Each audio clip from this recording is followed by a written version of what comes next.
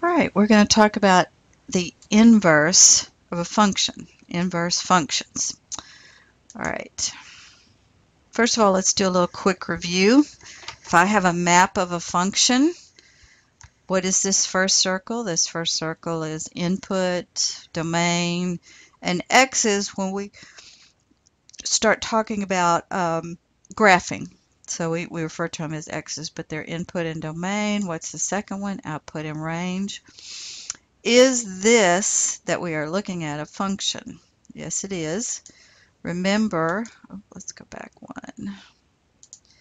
Remember that let's go back to our snack machine. If we press 1.2, then one thing comes out. If we press 1.4, one thing comes out. So this is a function. All right, let's talk about what inverse means. Well, if I just told you to tell me what the word inverse means, you'd say something like reversed or backwards or something like that. Let's use our common sense to apply to what we're talking about. An inverse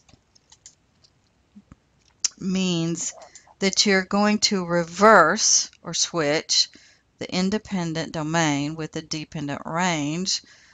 Well, that's a fancy way of saying you're going to switch x and y. You're going to make them backwards. That's what inverse does in your head, doesn't it, when you hear the word inverse? So we are going to just switch the x and the y's. So what we have up here is we have a function. And let's remember f of x is our function. And we mapped it and we realized it is a function. So to find the inverse, we're going to switch the y's over to x's and x's over to y's. The symbol for inverse is f of -1 of x. Now, in Algebra 2, it's critical that you understand all these pieces and all these symbols, because if you can't understand the symbols, you can't read the problem. You can't solve any of the work that we do if you can't read the symbols that they're giving you. They're not going to tell you this is inverse. You're going to have to know that f of -1 means inverse. Well, if the y's were 1 and 2, then what are the x's? 1 and 2. If the x's were 1.2, 1.4, 1.6, then now they are y's. What is it to do an inverse? Switch x and y. That's it. Switch x and y. All right.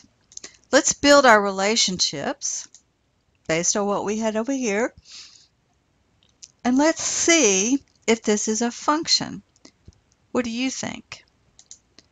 Well, if I look right here, let's go back to our snack machine. If I press 1, 2 candy bars are going to come out, so this is not a function. So the first part, which was our function, was a true function. But the second part, which was the inverse, is not a function. All right.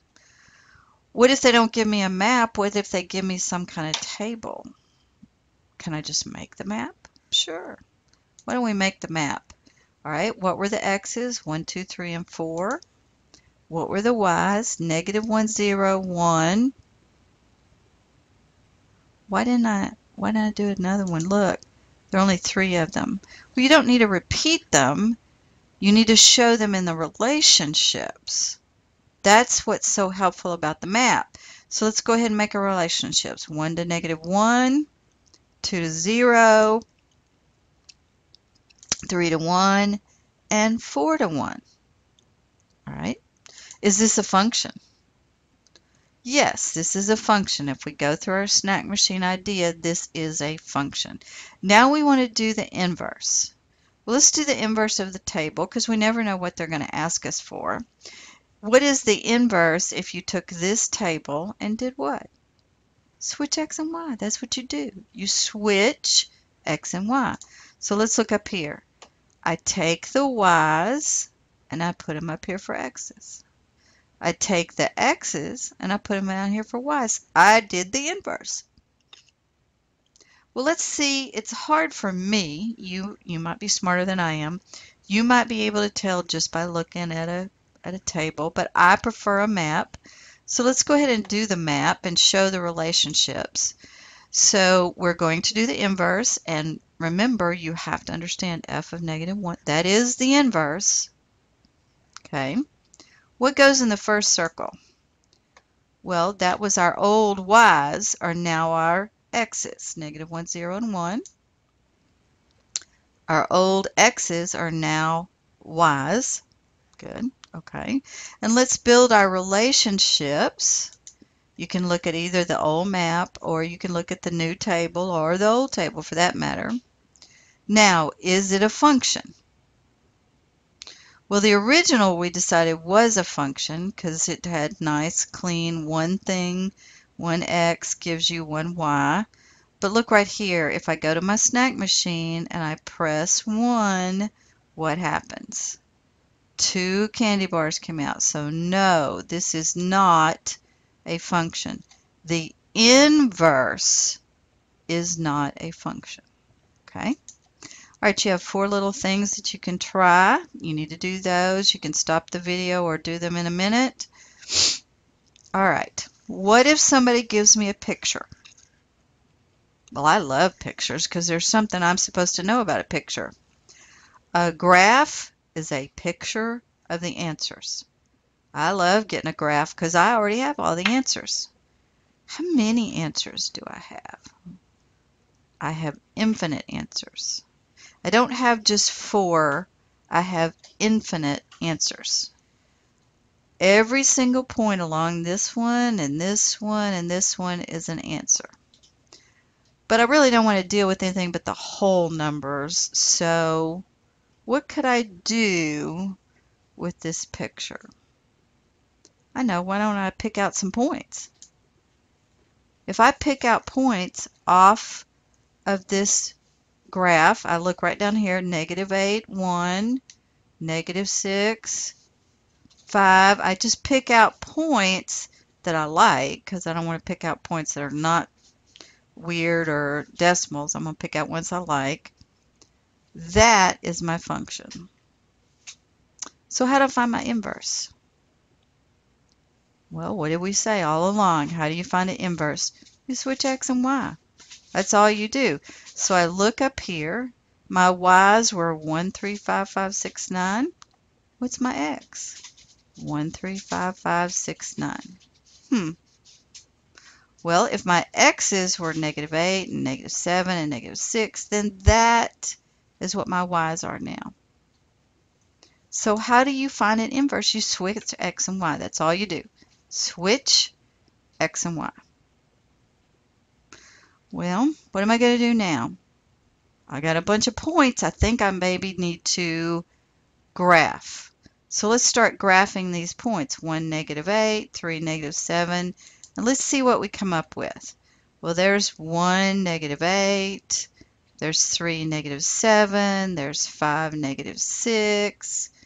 So I graphed the points, and now I have my inverse. Do you see something? Do you see something that strikes you? Do you see maybe they sort of look a little alike? What is the relationship that you see between the original function and the new one, the inverse? Oh, anybody see a reflection? Remember that in some geometry? Let's pull a little geometry out. Do you see that they are a reflection of each other? Oh. So how would you fold your paper to make them a reflection?